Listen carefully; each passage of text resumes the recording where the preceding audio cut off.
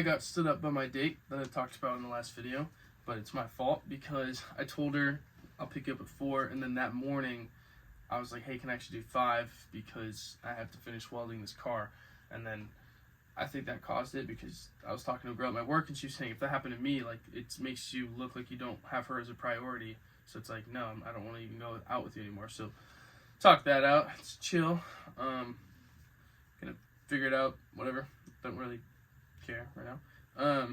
But I never felt that before. That like rejection feeling. Like I've never really been rejected. I've always left the one to quit jobs. I've always been the one to break up with girlfriends. I've been rejected and failed a lot, but this one was different. I don't know why. Maybe it's because I actually care about this girl, which never happens because girls and guys are very shitty nowadays, for the lack of a better word. And none of my mental tactics could defend it, so I just had to explore it, and I indulged in it, and I couldn't avoid it, and it was nice. It was a new emotion, and I learned more about myself, and I learned. So yeah, and then I went to the gym with Ethan, and I could have gone harder. Like I felt like I left a lot in the tank, like a lot of gas in the tank, and I've been feeling very lukewarm about the gym. But that was on the first, today's the 3rd, and I went 3 days in a row, which is nothing really. Now I have a split of 3 days on, 2 days off, but I feel great again. Like I feel addicted. Like I want to go back. Like I just want to tear my body apart. And I have enough data and content to create a musical album, in this chapter of my life. But I don't speak that language yet. Like there's a ton that I probably have enough content, and I mean content like enough stuff to turn into songs, ideas, thoughts, happenings, wordplay, just saying like so much stuff. Like I have enough for probably like 10 albums, but then they'd be quantity over quality. So it's like I want to make one really good one, and I only got all that data, like the freaking 450 notes. I did all that in the past year, so it's like every single year of my life I have enough to make an album or whatever, something like that. I don't know, but it's nice because I'm gonna start working towards music. I'm gonna spend a couple grand buying a laptop, and then like one of those like one-note pianos, and then like one of those pads for beats, and then FL Studio, and then buying some courses and stuff, learn how to make beats. But at the same time, I don't really want to do too much traditional learning because I'd rather keep it simple because I don't know much, and learn as I go along. But I'm going to start doing this when I go to Guam because yesterday I had an interview for Guam, PIC Guam, and I'm going to go there. I killed the interview. The guy was like, I like you. I'm going to put a good word in for you. Except a lot more enthusiastically. And he said that I've stuck out the most out of everybody he's interviewed, so that was cool. And that I gave Ethan a lecture about how to do a good interview because he wants to go as well. And so, Guam, what does that entail? So around August I'll leave. That's what I told them I was available. And they were like, the last we're accepting is June, but I'm sure we can make an exception for you. I was like, okay. And free flight out there. They fly you out. That's $2 grand ticket. I don't have to pay. They pay for your housing. They pay for food, and you have access to the buffet for customers. But if it's slow, you can go there. You have a roommate in the hotel room, resort room, and you get full access to the water slides, all the equipment, so you can just take yourself out sailing. What else? Full access to the gym, so it's like everything's paid for, and you're getting paid $9.25 an hour because you get so much free stuff. But I'm gonna get certified as a lifeguard before I go out there, so that I can get paid $12 an hour starting. That'll earn me an extra like $2 grand throughout the whole trip, and it's pure profit. I'll come home with like 10 grand cash if I don't spend any money while I'm out there, but I'll probably spend like 1 or 2 grand. Who knows? Maybe, I don't know. I'm not putting limitations on it. So that's that. And the job is basically 80%, as the guy was saying, sitting in a lifeguard tower telling people the rules to not run and stuff. So I'm like, brainless, and cleaning up a little bit here and there. And so I'm like, I'm going to be spending a lot of time thinking, and that's going to be deadly for me.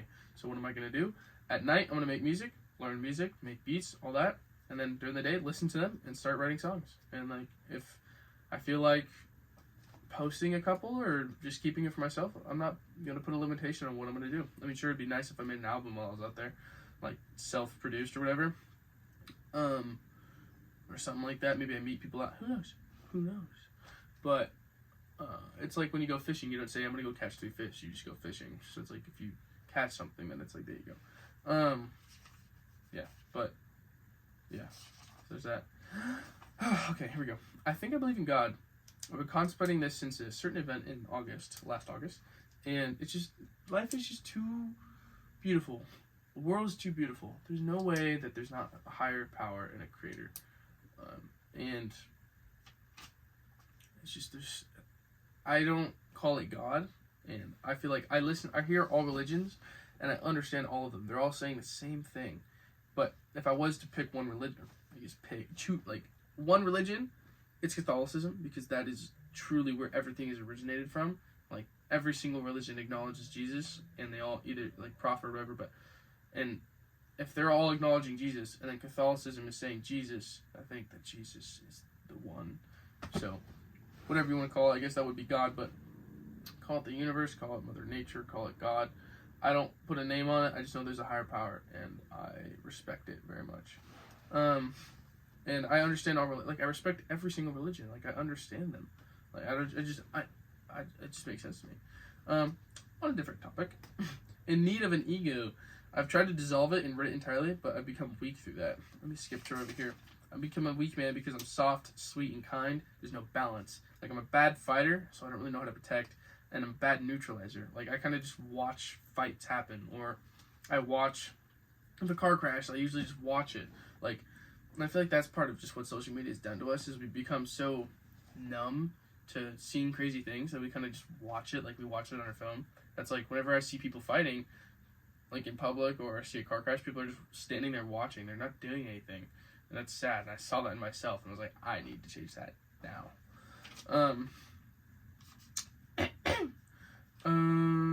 Yeah, about the ego, it's like, made me complacent, I think that's the right word, and just let people walk all over me. So it's like, I need to balance it out and have standards or I guess boundaries. I don't know. I have a lot to figure out about myself. And then there was these ladies at work. There's a ton of bullet points here, so it's all over the place. And they were like, old ladies, and they were like, we just think you're so gorgeous. And I was like, thank you. I think you're gorgeous too. In fact, if you're any younger, I'd ask for your number, just to like kind of like be like, oh, like make their day, because like they're old ladies. Come on, they want to feel young again. So like, I'm a handsome young man, and I'm gonna go do that. And I don't say that pridefully. I say that because all the good I say about myself is what other people have said multiple times. So I've heard it. It's like, well, if multiple people are saying it has to be true. So, yeah. And also, the more handsome I get, the less baby face and the more toned. The more people smile back at me, especially old ladies. Like, every single old lady, if I go like I'm walking by, they're just like, and I don't know. That's just cool to me. It's like, it's nice to spread smiles. And oh yeah, when I said if you were any younger, that like, I regretted saying that because it put the emphasis of the sentence on them being old, and it probably made them feel old. But you don't want to remind them that they're old. You want to make them feel young. So instead of saying if you were any younger, like, yeah, you're old.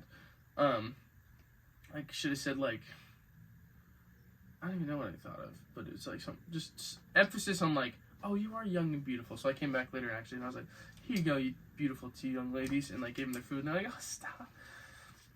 Server working for that tip.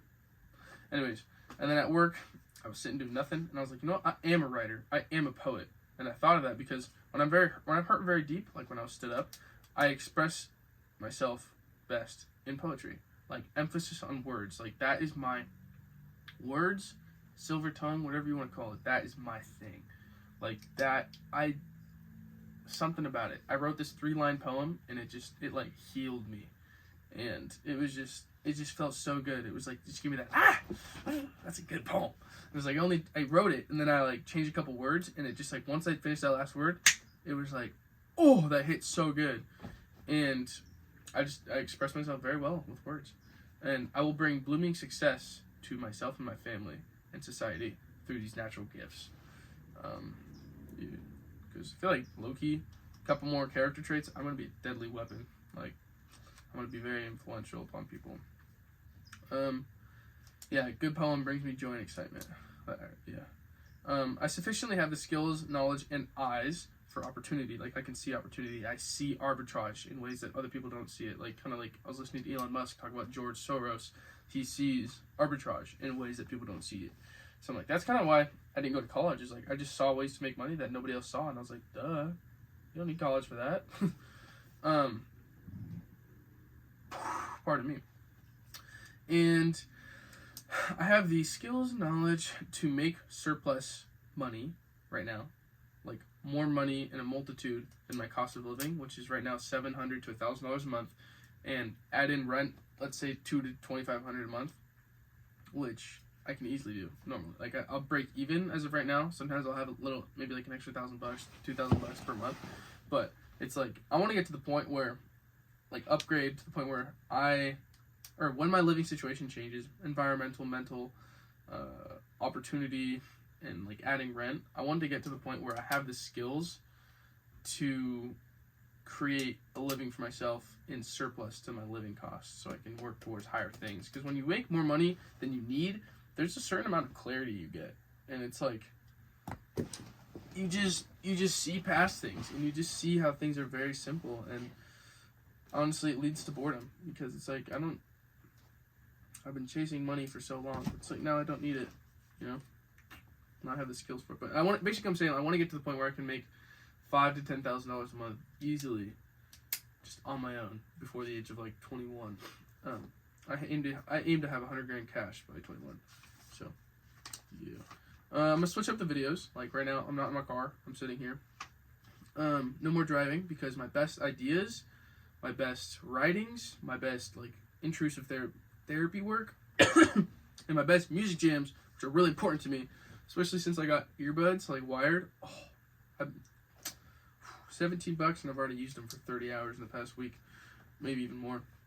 But yeah, driving is very sacred for me. Like, I get a lot of stuff done during that, and I know a lot of people do. It's like shower thoughts for me. So now I'm going to be sitting in nature, just sitting somewhere and just chatting. You can just listen to me. Kind of like this guy, Dry Creek Road, I think it is. Like, he just sits down. So I'm like, plus the mic goes crazy when I'm in the car, and it's too many negative. The cons outweigh the pros. It's like, do you want to be efficient, or do you want to have quality? You know. I'm practicing being a swooner, like being a sweet talker, and just talking real smooth to all the women, and making them melt in comfort. And I've been practicing that as a server to girls of any age, not children, like, especially older ladies, because it's like everything is so, there's like no filter, so it's like you can just talk, and there's no like, oh, it's just like you can flirt with an old lady, and you know, it's just completely platonic. It's just like goofing around, you know. So, but I've been practicing to just talk to people way smoother, you know, because I want people to feel comfortable around me. I want to have open body language. I want to feel I want people to feel calm around me, that they can like just be themselves, because then allow me to be myself. Yeah, like the gangster boss of Pulp Fiction, the way he talks is so smooth. The thoughts came back. Like, I've been I wrote a lot of pages here. Like, I've been having a dry spell, and I think it's because of heavy emotions and less distraction. Like, I'm off the dating apps. I'm off my phone. It's just me, myself, and Reen. And through the boredom and the downtime, like, it's just, I have a lot more thinking to do. And it's like things are just coming to me, and like the universe is speaking through me, whatever you want to call it.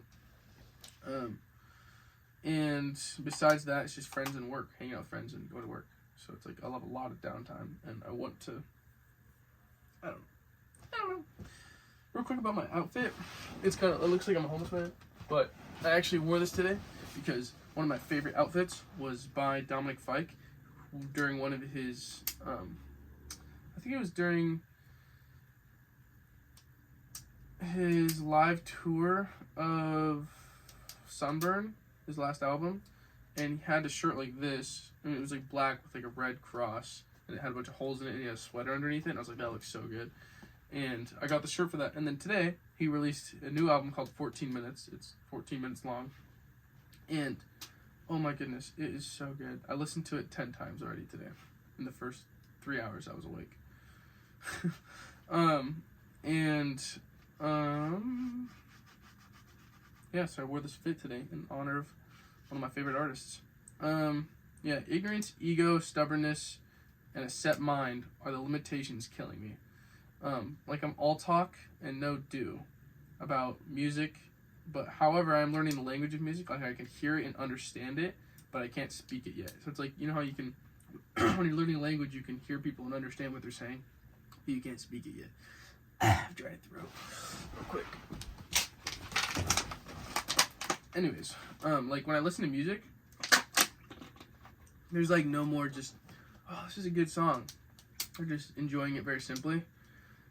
I can kind of force it, but every time I'm listening to music, I'm listening for the snare, the kick, the melody, the way they twist their words to make it sound good, the way they use their voice, everything. I'm constantly studying it so that I can subconsciously put that out, you know, like speak in poetry almost.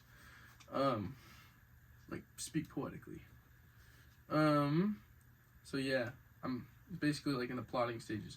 But however, about not doing anything, like failure is the greatest teacher, and ignorance of not knowing how, ego of being too good for it, stubbornness to change, and having a set mind of what's possible through kind of ignorance, because when you're ignorant, you don't know what else is out there, and that's what a lot of people suffer from, is ignorance, myself very included.